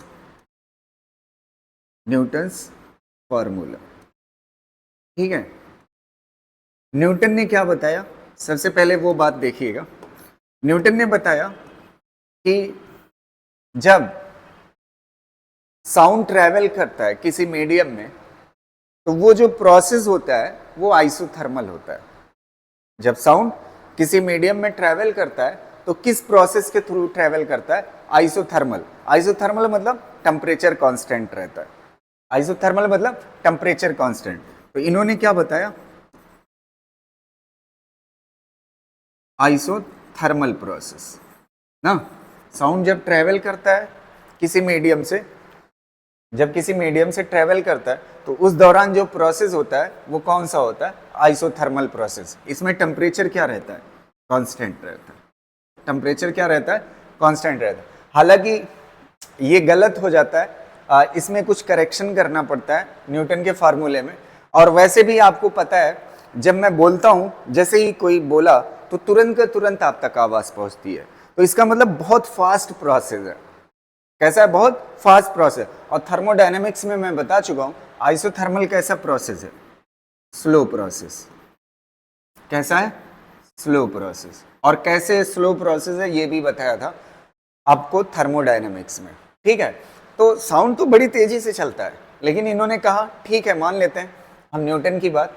तो इन्होंने बताया जब आइसोथर्मल प्रोसेस होता है, तो मैं आपको ऑलरेडी पढ़ा चुका हूं इस बात को, अगर याद हो आपको, ऑलरेडी मैंने बताया था कि अगर आइसोथर्मल प्रोसेस होता है तो बल्क मॉडुलस जो बीटा है ना, बल्क मॉडुलस कितने के बराबर होता है, प्रेशर के बराबर होता है। बल्क मॉडुलस कितने के बराबर होता है, प्रेशर के बराबर होता है। ये बात मैंने पढ़ाई है, ठीक है। अगर प्रोसेस कैसा हो, आइसोथर्मल हो। आपको याद दिलाने के लिए बताऊं, अगर एडियाबैटिक प्रोसेस हो तो बीटा इज इक्वल टू जानते हैं कितना होता है, गामा टाइम्स पी होता है। गामा आपको याद है, गामा क्या होता है, सीपी बाई सीवी होता है।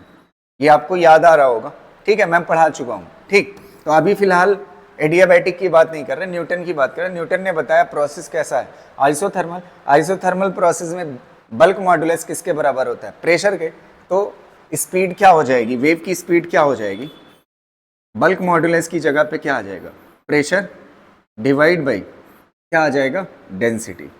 एक फार्मूला ये हो गया, pressure under root pressure divide by density. ये क्या कहलाता है, स्पीड ऑफ साउंड वेव किसके थ्रू, लिक्विड या गैस के थ्रू जब ट्रेवल करती है, ठीक है। किसके अकॉर्डिंग, न्यूटन के अकॉर्डिंग। और एक बात और हम जानते हैं, ideal gas law. Ideal gas law हमारा क्या होता है, PV, PV is equal to क्या होता है, एन आर टी। एन क्या होता है, mass divide by molar mass, यही होता है, इनटू आरटी। और ये क्या हो जाएगा, पीवी। वॉल्यूम को इधर कर लीजिए, मोलर मास को कैसे दिखाते हैं, कैपिटल एम से, तो कैपिटल एम इधर आ जाएगा, ठीक है। और ये मास डिवाइड बाई क्या हो जाएगा, वॉल्यूम को इधर ले आइए मोलर मास की जगह, तो मास डिवाइड बाई वॉल्यूम क्या कहलाता है, डेंसिटी आर टी। तो रो को इधर ले आइए, P divide by rho is equal to क्या हो जाएगा, RT बाई क्या हो जाएगा, M। P डिवाइड बाई रो किसके बराबर हो जाएगा, RT बाई M। तो एक फार्मूला और बन जाएगा, ये टेम्परेचर के फॉर्म में हो गया। किसके फॉर्म में हो गया, टेम्परेचर के फॉर्म में, RT बाई M। M क्या है, मोलर मास, T क्या है, टेम्परेचर, R क्या है, गैस कांस्टेंट। ये आप ऑलरेडी जानते हो, ठीक है। एक बात और बताऊं, प्रेशर की वैल्यू जो होती है, प्रेशर की वैल्यू, एटमॉस्फेरिक प्रेशर, अगर मान लेते हैं एयर मीडियम की बात करें, अगर एयर मीडियम में मतलब एयर हो, उसमें साउंड वेव ट्रेवल करे, उसमें साउंड वेव ट्रेवल करे, तो नॉर्मली क्या होता है, एटमॉस्फेरिक प्रेशर होता है। प्रेशर एटमॉस्फेरिक कितने के बराबर होता है, 1.01 इंटू 10 की पावर 5 पास्कल, इतना होता है। और एयर की डेंसिटी जो होती है, एयर की डेंसिटी अप्रॉक्स कितने के बराबर होती है, 1.29 kg पर मीटर क्यूब। तो अगर यहाँ पे प्रेशर एटमॉस्फेरिक रखें और एयर की डेंसिटी रखें, तो आपको स्पीड जो निकल के आएगी अप्रॉक्स, वो 288 मीटर पर सेकेंड आएगी ना, 288 मीटर पर सेकेंड आएगी। जनरली क्या होता है, जो साउंड वेव होती है, मतलब प्रैक्टिकली ये हमें पता है पहले से, ऑलरेडी हम जानते थे, मतलब न्यूटन के बताने, जब न्यूटन ने बताया ये अप्रॉक्सीमेशन, ठीक है, तो हम इस बात को जानते थे कि जो प्रैक्टिकली हम जानते थे कि जो साउंड की स्पीड होती है ना, जो साउंड की स्पीड होती है एयर मीडियम में, वो अप्रॉक्स कितने के बराबर होती है, 332 मीटर पर सेकेंड के बराबर होती है, इतने के बराबर होती है। और न्यूटन के फार्मूले से कितना आ रहा है, 288। इसका मतलब इसमें कुछ थोड़ा सा गड़बड़ी है, इसको कुछ सही करना पड़ेगा। समझ आ रही ना, ये जो आंसर लिखा हुआ है ना, ये किसके अंदर लिखा हुआ है, जब एयर के अंदर साउंड ट्रेवल करती है तो उसकी जो स्पीड होती है किसके अकॉर्डिंग, न्यूटन के अकॉर्डिंग। हालांकि ये गलत हो जाएगा, समझ आ रहे हैं। तो इसमें जो न्यूटन के फार्मूले में था वो करेक्शन, इसको कॉपी कर लीजिए, फिर आगे बात करते हैं।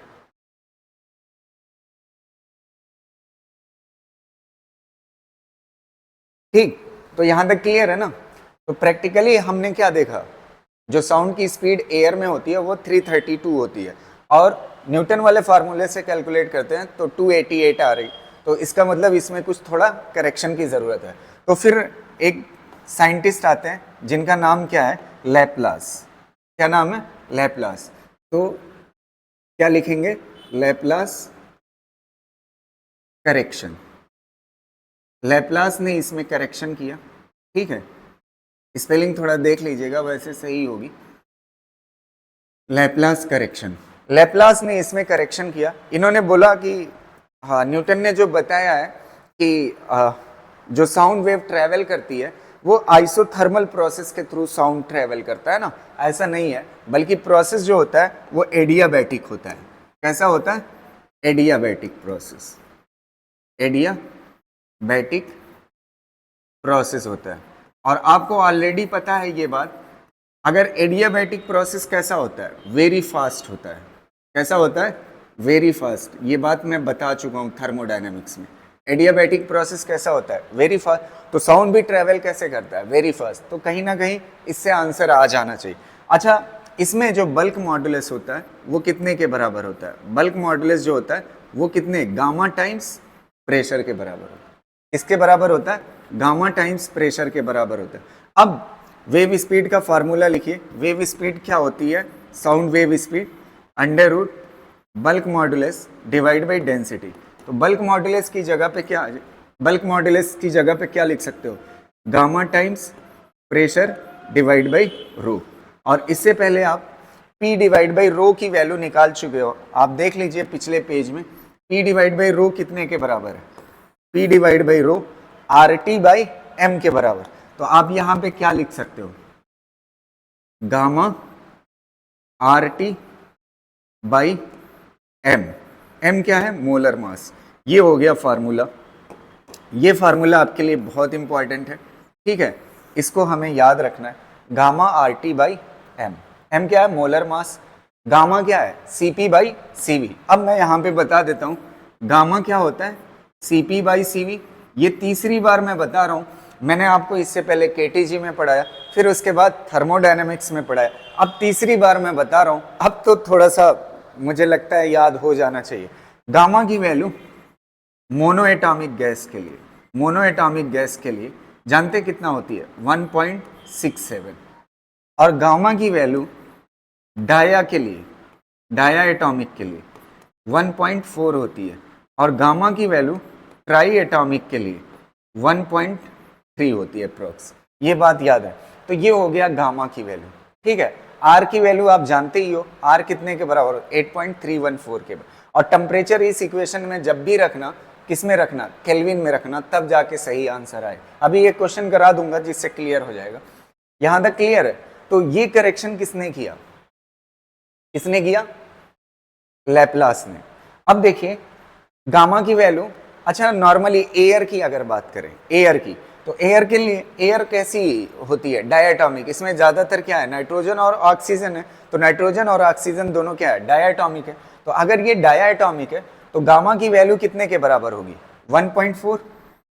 गामा की वैल्यू यहाँ पे रख दो, और P की वैल्यू एटमॉस्फेरिक प्रेशर रख दो, अभी बताया पिछले पेज में, और डेंसिटी एयर की रख दो। तो अप्रॉक्स स्पीड जो आएगी वो 332 मीटर पर सेकेंड आ जाएगी, जो प्रैक्टिकली क्या है? प्रैक्टिकली भी अप्रॉक्स यही है। प्रैक्टिकली भी कितना है? 332, और इनके फार्मूले से भी यही आ रही है। तो इसका मतलब ये वाला सही है। तो इन्होंने उसी में करेक्शन किया थोड़ा सा। ओरिजिन किसने, शुरुआत किसने की थी? न्यूटन ने। इन्होंने सही करके अप्रॉक्स आंसर ला दिया, ठीक है। तो यही है लैपलास करेक्शन। तो फार्मूला यही लगेगा हमेशा कैलकुलेशन। इसको कॉपी कर लीजिए, ठीक है। फिर आगे बात करते हैं। चलिए एक ग्राफ बना लेते हैं। यहाँ पे ये वाला बीटा क्या है? Bulk modulus. बीटा क्या है? Bulk modulus. गामा CP/CV होता है। और P क्या है? प्रेशर। अगर आपसे पूछता है ग्राफ, ये बल्क मॉडुलस y एक्सिस पे, ये y, और ये क्या? x एक्सिस पे क्या है? प्रेशर, ठीक है।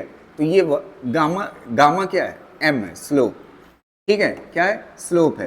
तो ये तीन ग्राफ मैं बनाता हूँ, 1 2 3। स्ट्रेट लाइन इक्वेशन है ना, y = mx क्या होती है? स्ट्रेट लाइन इक्वेशन होती है।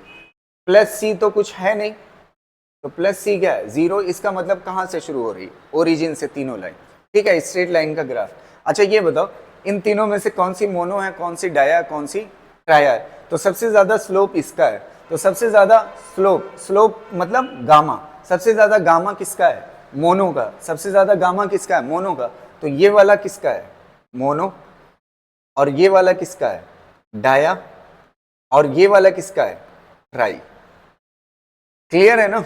यहां से देखो सबसे ज्यादा गामा मोनो का, फिर किसका? डाया का, फिर किसका? ट्राई एटॉमिक का। तो सबसे ज्यादा स्लोप इसी का है ना। मैंने आपको स्लोप के लिए क्या बताया? जिस पे आप बैठो सबसे तेजी से गिरोगे उसका स्लोप सबसे ज्यादा है। तो सबसे तेजी से इस पे गिरोगे, ठीक है। इस ग्राफ को भी बना लीजिए, ठीक। और एक चीज ध्यान रखना, जब भी साउंड की स्पीड पूछेगा, ठीक है, साउंड की स्पीड, तो ये वाला फार्मूला यूज करना, ठीक है।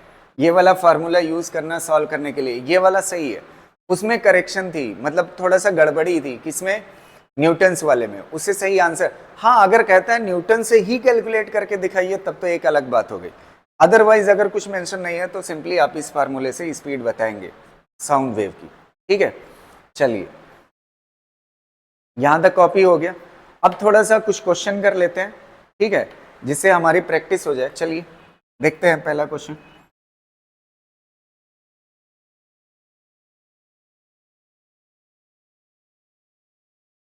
देखिएगा ये पहला क्वेश्चन है, find the speed of sound. क्या पूछ रहा है? स्पीड ऑफ साउंड, ठीक है, nitrogen gas at 0 degree centigrade. इसका मतलब आपको कौन सा फार्मूला लेना है? दो फार्मूले हैं हमारे पास, एक प्रेशर डेंसिटी के फॉर्म में और एक किस फॉर्म में है आपके पास फार्मूला? एक किस फॉर्म में है भैया? एक टेम्परेचर के फॉर्म में। तो ये यहाँ पे टेम्परेचर दिया हुआ है, तो टेम्परेचर वाला फार्मूला यूज कर लेंगे। तो V = क्या होता है? साउंड की स्पीड का फार्मूला V = क्या होता है? Gamma RT divide by molar mass. और एक चीज याद रखना, टेम्परेचर हमेशा किस में रखना है, केल्विन में। सबसे पहले गामा किसका, नाइट्रोजन। नाइट्रोजन कैसी है, डायटोमिक। तो डायटोमिक के लिए गामा की वैल्यू कितना होती है 1.4, आर की वैल्यू कितना होती है 8.314, आर हो गया। और टेम्परेचर 0 डिग्री सेंटीग्रेड मतलब 273 kelvin, 273 divide by molar mass. Nitrogen का कितना होगा 28, कितना होगा 28, और ग्राम में है वो, ये ग्राम में होता है मोलर मास ना, तो इसको केजी में बदल लोगे 10⁻⁻3, तब जाके आंसर सही है। ठीक है, इसको सॉल्व कर ले। इसमें डाटा थोड़ा टफ दिया हुआ है ना, कैलकुलेट करना थोड़ा सा डिफिकल्ट है। यहाँ पे 300 मतलब आसान कर सकता है, यहाँ पे 300 दे दे, ऐसी कैलकुलेशन देगा कि आसान रहेगा। बस बेसिक है, जान लीजिए। ठीक है, चलिए इसको कर लीजिए। ठीक है, हो गया। नेक्स्ट क्वेश्चन करें, चलिए आइए देखते हैं नेक्स्ट क्वेश्चन। ठीक है, ये वाला क्वेश्चन देखिए, ये अच्छा क्वेश्चन है। The temperature at which velocity of the sound in air becomes double its velocity at 0 degree. Sound wave travel कर रही है एयर के अंदर, कितने डिग्री सेंटीग्रेड पे, 0 डिग्री सेंटीग्रेड। तो उसकी स्पीड कुछ है जब 0 डिग्री सेंटीग्रेड पे एयर में ट्रेवल कर रही है साउंड वेव। अब कह रहा है किस टेम्परेचर पे डबल हो जाएगी। तो आपने अभी देखा स्पीड, साउंड वेव की स्पीड जो होती है वो होती है gamma R T divide by M. तो यहां से मुझे पता चलता है speed of sound is directly proportional to root of temperature. हाँ, अगर आप प्रोपोर्शनलिटी हटाते हो तो equal to constant root of temperature लिख सकते हो। क्लियर, चलो अब देखो, कह रहा है पहले टेम्परेचर कितना है 0 डिग्री सेंटीग्रेड। 0 डिग्री सेंटीग्रेड मतलब कितना केल्विन, के रूट 273 ना, केल्विन में रखना है टेम्परेचर 273। हाँ, एक गलती आप यहां से चालाकी मत करना, यहाँ पे ऑप्शन डिग्री सेंटीग्रेड में दिया है, तो आप यहाँ पे डिग्री सेंटीग्रेड में लेने लगे तुरंत आंसर गलत हो जाएगा। केल्विन में लोगे, सॉल्व करोगे तो आंसर किस में आएगा, केल्विन में। फिर उस केल्विन को डिग्री सेंटीग्रेड में बदलना, डिग्री सेंटीग्रेड से मत सॉल्व करना, नहीं तो आपका आंसर चला जाएगा। ठीक है, चलो अब देखिएगा, यहाँ पे 273 हो गया, स्पीड कितना है v है। अब दूसरे केस में क्या कह रहा है, किस टेम्परेचर पे, किस टेम्परेचर पे, तो टेम्परेचर कितना हो जाएगा T, जिसपे स्पीड क्या हो जाएगी, ये जो 273 पे स्पीड है उसका डबल हो जाएगी। तो यहाँ पे क्या लिख लोगे 2v। अब क्या करोगे, इनको सॉल्व करने के लिए दोनों को आप क्या कर लीजिए, डिवाइड कर लीजिए, k से k कैंसिल, v से v कैंसिल, बाकी आप सॉल्व कर लीजिए, t की वैल्यू आ जाएगी। इसमें से कोई ना कोई मैच करे। वैसे मेरे ख्याल से 819 आना चाहिए, चेक कर लीजिएगा, देखिएगा कौन सा आता है, कॉपी कर लीजिए।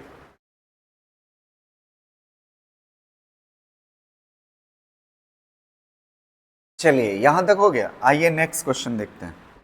ठीक है,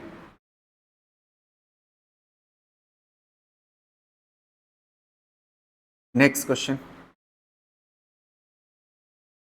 कह रहा है at what temperature speed of sound in nitrogen gas will be equal to speed of sound in oxygen gas at 0 degree centigrade. Oxygen gas है, उसके अंदर साउंड ट्रेवल कर रहा है कितने डिग्री सेंटीग्रेड पे, 0 डिग्री सेंटीग्रेड, तो उसकी कुछ स्पीड होगी v।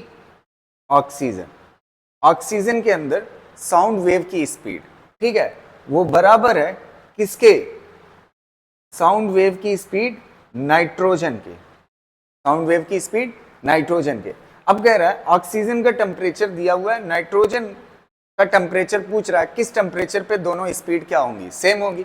तो अब आपको पता है फार्मूला क्या होता है, फार्मूला क्या होता है, गामा किसका, ऑक्सीजन का, आर, आर तो कांस्टेंट है, सबका सेम ही रहेगा, और टेम्परेचर किसका, ऑक्सीजन का, डिवाइड बाई मोलर मास किसका, ऑक्सीजन का। यहां तक क्लियर, इक्वल होगा गामा ऑफ नाइट्रोजन, आर तो सबका सेम रहेगा, और टेम्परेचर किसका, नाइट्रोजन का, ठीक है, डिवाइड बाई क्या हो जाएगा, मोलर मास इसका, नाइट्रोजन का, ठीक है। अब कुछ कट रहा है तो काट दीजिए जो कट रहा है, ठीक है। क्या कट रहा है, आर से आर कैंसिल, और क्या कट रहा है, मेरे ख्याल से गामा, ये भी डाया एटॉमिक है, और नाइट्रोजन भी क्या है, डाया एटॉमिक ना, नाइट्रोजन भी क्या है, डाया एटॉमिक, तो ये भी क्या हो जाएगा, कैंसिल, ठीक है। अब देखिए ये टेम्परेचर कितना दिया है ऑक्सीजन का, 273, 0 डिग्री सेंटीग्रेड मतलब 273, और मोलर मास ऑक्सीजन का कितना होता है, 32, बराबर होता है किसके, टेम्परेचर किसका, नाइट्रोजन का, टेम्परेचर नाइट्रोजन का पता करना है, TN2 divide by molar mass nitrogen का कितना है, 28, बस यहां से सॉल्व करो, आपको टेम्परेचर नाइट्रोजन का आ जाएगा, ठीक। चलिए आइए देखते हैं नेक्स्ट क्वेश्चन, और इस टॉपिक पे एक और क्वेश्चन, ठीक है। देखिएगा क्वेश्चन क्या है, velocity of hydrogen at NTP, NTP मतलब normal temperature pressure, is V, कितना है, हाइड्रोजन के अंदर velocity of hydrogen at NTP is V, the velocity of sound, यहां पे थोड़ा गड़बड़ है, velocity of sound in hydrogen at NTP is V, जब साउंड हाइड्रोजन के अंदर चलता है, sound velocity of sound in hydrogen है, इसको सही कर लीजिए, velocity of sound in hydrogen at NTP is V, जब हाइड्रोजन के थ्रू साउंड ट्रेवल करता है तो उसकी स्पीड कितना है, V है, तो कह रहा है the velocity of sound in a mixture of hydrogen and oxygen in the ratio of इतना इतना। अब देखिए हाइड्रोजन और ऑक्सीजन का मिक्सचर है ना, उसमें अगर साउंड वेव ट्रेवल करती है, एक बार किसके थ्रू, हाइड्रोजन के थ्रू चलती है साउंड वेव, ठीक है, तो उसकी स्पीड V है। अब कह रहा है हाइड्रोजन और ऑक्सीजन के मिक्सचर से अगर, अच्छा उस मिक्सचर का किस प्रपोर्शन में है वो मिक्सचर, 4 मोल अगर हाइड्रोजन है तो 1 मोल क्या है, ऑक्सीजन है, इस तरह का मिक्सचर जब इसके थ्रू ट्रेवल करेगी तो उसकी स्पीड क्या होगी, ये वेलोसिटी पूछ रहा है, समझ आए। तो सबसे पहले अकेली हाइड्रोजन है उसके थ्रू क्या चल रही है, साउंड वेव, तो उसकी स्पीड क्या होगी, V is equal to gamma, gamma hydrogen ना, R T divide by RT divide by M, molar mass किसका, हाइड्रोजन का, समझ आ रहे हैं। अब इसके बाद यही साउंड वेव किसके अंदर ट्रेवल करती है, हाइड्रोजन और ऑक्सीजन के मिक्सचर में, तो वेलोसिटी क्या हो जाएगी, चेंज हो जाएगी, V डैश हो जाएगी, और यहाँ पे गामा क्या हो जाएगा, गामा मिक्सचर हो जाएगा, गामा क्या हो जाएगा, मिक्सचर, ठीक है, और R और क्या हो जाएगा, T divide by molar mass किसका हो जाएगा, मिक्सचर का, मोलर मास किसका हो जाएगा, मिक्सचर का, ये हो जाएगा मोलर मास, समझ आ रही ना। अब देखिएगा एक चीज मैं आपको बताऊं, ये गामा क्या होता है, CP/Cv, ये किसके लिए है, हाइड्रोजन के लिए। अच्छा ये दूसरी जो गैस, हाइड्रोजन कैसी गैस है, डायटोमिक, और ये जो दूसरी गैस का मिक्सचर है हाइड्रोजन और ऑक्सीजन का मिक्सचर है, तो अगर हाइड्रोजन और ऑक्सीजन का मिक्सचर है, दोनों डायटोमिक है, तो इसका जो गामा होगा इसका भी क्या होगा, सेम होगा, जो हाइड्रोजन का गामा होगा, डायटोमिक का जो गामा होगा, हाइड्रोजन क्या है, डायटोमिक, वही गामा किसके लिए होगा, मिक्सचर भी डायटोमिक गैस का है ना, तो उसकी गामा की वैल्यू चेंज नहीं होगी, तो गामा की वैल्यू क्या है, सेम है, चाहे गामा मिक्सचर का हो, यहां पे लिख देते हैं गामा मिक्सचर बराबर है किसके, गामा हाइड्रोजन के, दोनों बातें क्या है, सेम है। चलो अब देखो ये मोलर मास मिक्सचर का निकालना है, तो ये चीज आप मेरे ख्याल से सीखे रहते हो केमिस्ट्री में, हाइड्रोजन और ऑक्सीजन का क्या निकालना है, मोलर मास, मिक्सचर का मोलर मास। तो देखिए इसको दो तरीके से कर सकते हैं,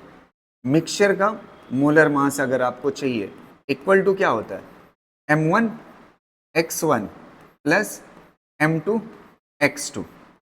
x1 और x2 क्या है, मोल फ्रैक्शन है। x1 और x2 क्या है, मोल फ्रैक्शन। इसको ऐसे भी लिख सकते हो दूसरे तरीके से, दूसरा तरीका देखिएगा, मोलर मास ऑफ मिक्सचर बराबर होगा किसके, molar mass mixture m1 n1 plus m2 n2। ये n1 n2 क्या है, नंबर ऑफ मोल्स है, n1 और n2 क्या है, नंबर ऑफ मोल्स है, डिवाइड बाई क्या हो जाएगा n1 प्लस n2। समझ आ रहा? अगर आप इसको तोड़ोगे ना तो ये क्या होगा, तोड़ोगे m1 n1 डिवाइड बाई क्या होगा n1 प्लस n2, एक पार्ट हो जाएगा, plus m2 n2 divide by n1 plus n2। आपको बताऊं n1 divide by n1 plus n2, एक का मोल डिवाइड बाई टोटल मोल, ये क्या कहलाता है, फ्रैक्शन ही कहलाता है। तो ये दोनों फार्मूले सेम ही बात है, दोनों फार्मूले क्या है, सेम ही बात है, कोई दिक्कत नहीं। ये n1 divide by n1 plus n2 होगा तो x1 हो जाएगा, n2 divide by n1 plus n2 होगा तो x2 हो जाएगा। समझ गए ना?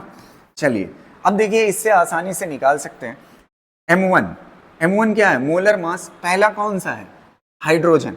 हाइड्रोजन का मोलर मास कितना होता है 2, और मोल कितने हैं हाइड्रोजन के 4, तो कितना हो जाएगा 4, प्लस मोलर मास किसका, ऑक्सीजन का। ऑक्सीजन का कितना है 32, और कितने मोल हैं ऑक्सीजन के 1 मोल, ठीक, डिवाइड बाई कितना हो जाएगा 4 1 5। ठीक, इसको सॉल्व करिए, 4 2 8, 32 8 40, 40 डिवाइड बाई 5 कितना हो जाएगा 8। तो मिक्सचर का मोलर मास कितना हो जाएगा 8 आ जाएगा। मोलर का मिक्सचर मास कितना हो जाएगा, मिक्सचर का मोलर मास कितना हो जाएगा 8 हो जाएगा। बस यहाँ पे रख दीजिए, V dash is equal to क्या हो जाएगा गामा। गामा मिक्सचर की जगह पे आप क्या लिख सकते हो, गामा हाइड्रोजन लिख सकते हो, कोई दिक्कत नहीं।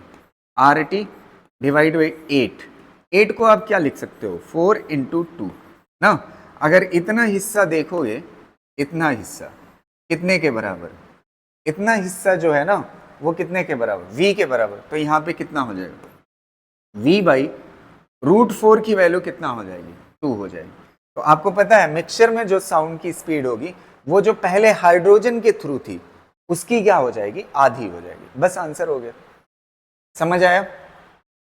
ठीक है, तो इसको कॉपी कर लीजिए और आज का लेक्चर यहीं तक, बाकी मिलेंगे कल, ठीक है, और लास्ट लेक्चर होगा कल इस चैप्टर का।